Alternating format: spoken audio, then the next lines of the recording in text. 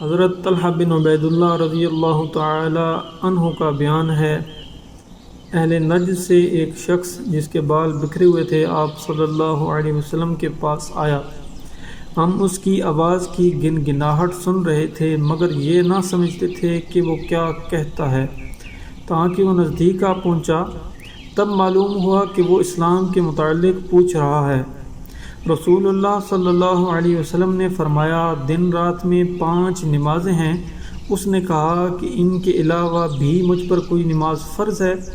آپ صلی اللہ علیہ وسلم نے فرمایا، نہیں، مگر یہ کہ تو اپنی خوشی سے پڑھے۔ پھر رسول اللہ صلی اللہ علیہ وسلم نے فرمایا، اور رمضان کے روزے رکھنا؟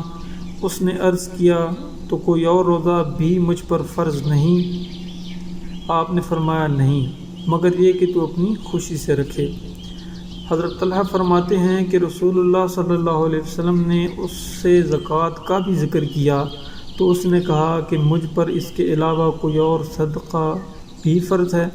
آپ صلی اللہ علیہ وسلم نے فرمایا، نہیں، مگر یہ کہ تو اپنی خوشی سے دے۔ حضرت طلحہ نے کہا کہ وہ شخص یہ کہتا ہوا پیچھے ہٹا، اللہ کی قسم، میں اس سے زیادہ یا کم نہیں کروں گا۔ تو رسول اللہ صلی اللہ علیہ وسلم نے فرمایا، اگر یہ سچ کہہ رہا ہے تو کامیاب ہو گیا۔ صحیح بخاری حدیث نمبر 46۔